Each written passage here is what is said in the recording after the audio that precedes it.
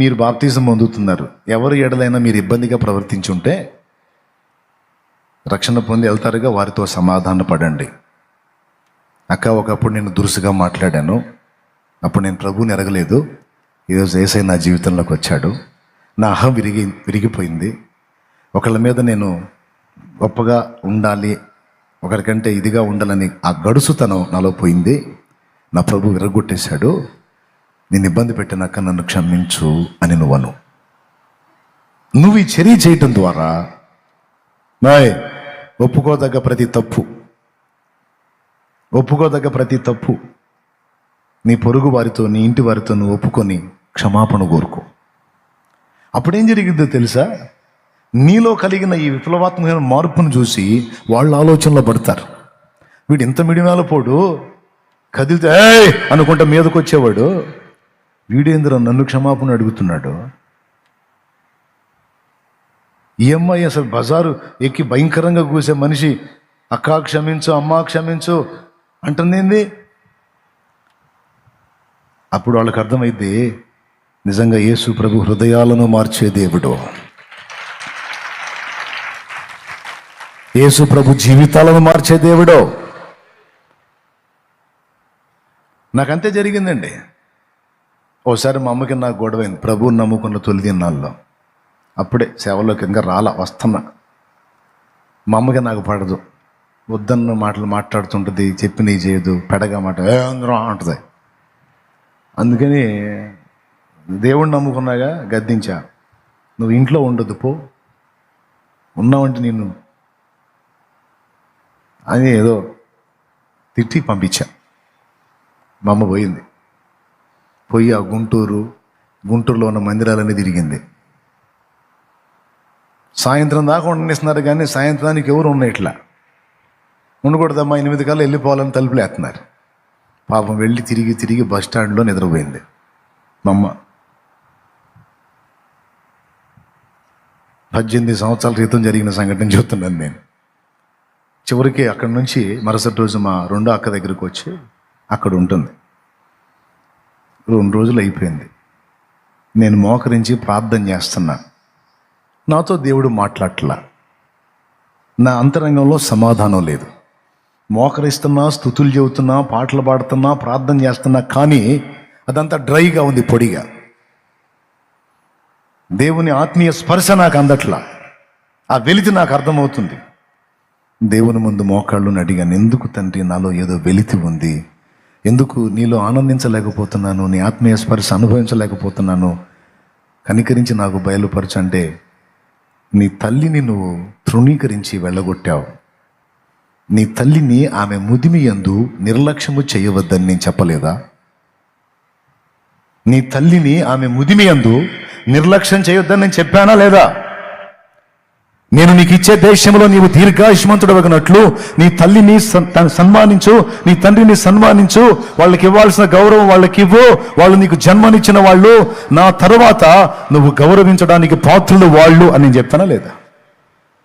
అది నీ దీర్ఘాయుష్ కారణమైందని చెప్పానా లేదా? నీ తల్లిని వెళ్ళగొట్టి నువ్వు వచ్చి నా దగ్గర మోకాళ్ళుని ప్రభువా, తండ్రి, నాయన అంటే నిన్ను ఎట్లరా ఒప్పుకునేది? తన తల్లిని దూషించి తండ్రిని నిందించుమని దీపం కారు చీకట్లో ఆరిపోవనం లేదా?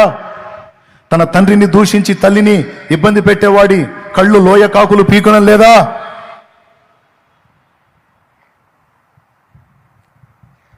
నువ్వు మారు మనసు పొందాలన్నాడు. నా ఫీలింగ్ ఏంటంటే నా తప్పేం లేదు, ఆమె నోరేసుకొని అరుస్తూ ఉంటుంది. మరి దేవుణ్ణి నమ్ముకున్నా కేకలేయొచ్చా?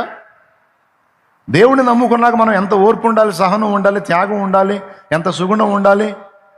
దేవుణ్ణి నమ్ముకోకపోతే మనం బజారెక్కి కూర్చున్నా ఎవడు అడిగేవాడు ఉండడు.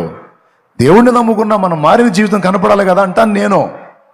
ఆమెమో కాసేపు అంతేనయ్యా అంటది, కాసేపు ఏమో రివర్స్ అయింది, కేకలేస్తుంది, సాక్ష్యం పోయిద్దని నా టెన్షను. అందుకని నా తప్పు కాదు. దేవుడు అంటాడు, సరే నువ్వున్న మెట్లు ఆమె ఉండాలనే లేదుగా, ఆమె ఇప్పుడిప్పుడే కదా లైన్లోకి వస్తుంది. నువ్వున్న అంతస్తులోకి ఆమె వచ్చిన దాకా నువ్వు ఓర్చుకోవాలి కదా. నువ్వు అలా రివర్స్ అయితే ఎట్లా? కాబట్టి తప్ప ఆమెది కాదు, ఆమెకు సువార్త చెప్పింది నువ్వు. ఆమె నీకు జన్మనిచ్చిన తల్లి, కానీ ఆత్మీయంగా చూసుకుంటే నువ్వు ఆమెకు తండ్రివి. ఆమె నువ్వు లేటెస్ట్గా కన్నా చిన్న పాప, ఆమె చిన్న బిడ్డరా. ఎదగాలి కదా, విరగాలి కదా ఆమె కూడా. నాకు సిగ్గు వచ్చింది. ఇంట్రెస్ట్గా వింటున్నారా? వదిలిపెట్టమంటారా? రైట్. నేనే వదిలిపెట్టనులే. వదిలిపెట్టేదానికి నీ కోటాలు పెట్టింది. దేవునికి స్తోత్రం, హల్లెలూయా. సరే, నేను మోకాళ్ళ మీద నుంచి లేచి తీర్మానం చేస్తున్నా, తండ్రి నేను వెళ్ళి అమ్మని తీసుకొస్తాలే నాయన అని. ఇక బయలుదేరేటప్పుడు మనలో అహం. ఫస్ట్ నుంచి ఆమెని ఒప్పుకొని నేను కోపడుతూ ఉంటాను. ఇక ఇప్పుడు సుబ్బయ్య తోటలో మా అమ్మ ఉంది, శాంతినగర్లో నేను ఉన్నాను. ఇక్కడ నుంచి ఆడికి పోయేలోపు రిహార్సల్ వేసుకుంటున్నా. రిహార్సల్ ఏంటి? మా అమ్మ దగ్గరికి పోయినప్పుడు ఎలా మాట్లాడాలి అనేది. ఆమె నన్ను చూసి ముఖం మార్చిద్ది, నాకు తెలుసు. అప్పుడు నేనేమనాలంటే, అమ్మ దగ్గరికి పోయి ఏమనాలి? మన అహం తగ్గకూడదు, ఆమెను ఇంటికి తేవాలి. కాబట్టి పోకుండా తేవాలి. ఎట్ట తేవాలి? వెళ్ళి ఏందమ్మా, ఏంది ఏడు చేరా, రావాయింది కదా అంటే కొంత మన ఇగో కూడా దేవుడు కోరినట్టు అమ్మని తెచ్చినట్టు అయింది అనుకున్నా. కొంచెం దూరం వెళ్ళాక దేవుని ఆత్మ, మీరు నమ్మండి నమ్మకపోండి, దేవుని పరిశుద్ధాత్మ అన్నాడు అట్లా కాదు అన్నాడు. సరే అట్లయితే ఏందమ్మా ఫస్ట్ ఎట్లా? ఏందమ్మా ఇప్పుడు కొంచెం కొంచెం తగ్గుదాం. ఏందమ్మా ఎందుకు ఇక్కడ ఉన్నా? ఇంటికి వెళ్దాంరా. ఇది కొంచెం బెటరు అంటే అది కూడా కాదు. మరి ఇంకేందా? ఇంకేమనాలా? ఏమన్నా ఇంకేమన్నా సన్మానాలు చేయాలి. ఎందుకంటే ఆమంటే నాకు రెస్పెక్ట్ లేదు, గౌరవం లేదు. ఎగబడి కొట్టడానికి వెళ్ళి 1-2 సార్లు లోకంలో ఉన్నప్పుడు ఆమె మీద చేయి చేసుకున్న అనుభవాలు ఉన్నాయి. లే అంటే పరిగెత్తింది.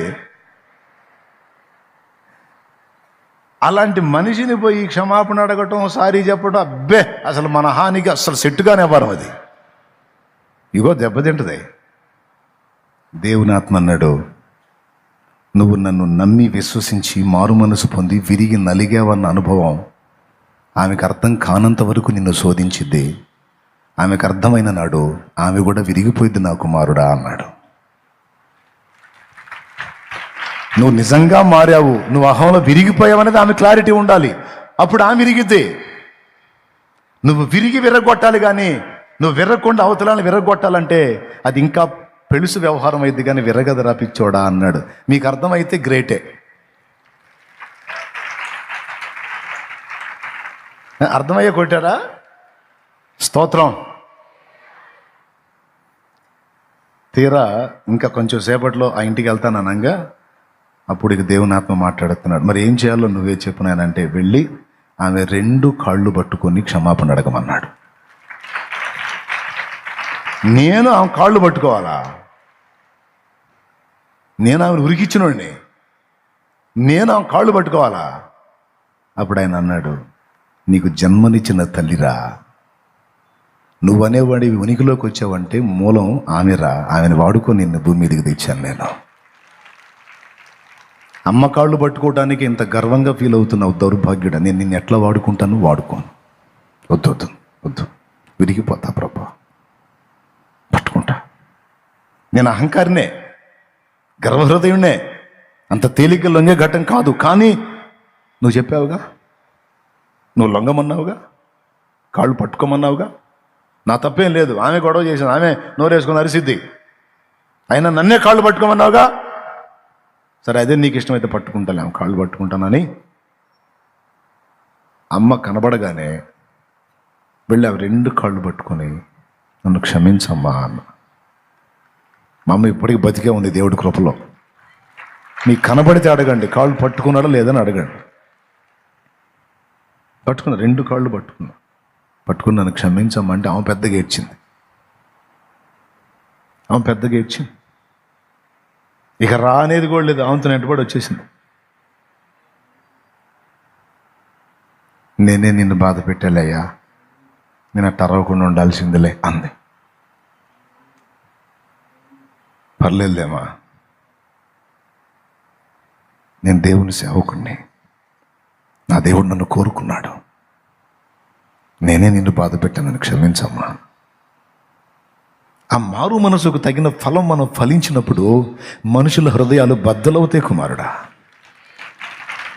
మనుషుల గుండెలు బద్దలైపోతాయి నాయన. చాలా మార్పులు వస్తాయి, వాళ్ళ జీవితాల్లో మార్పులు వస్తాయి. ఒకడు వేసిన అడుగు కుటుంబానికి రక్షణ అంటే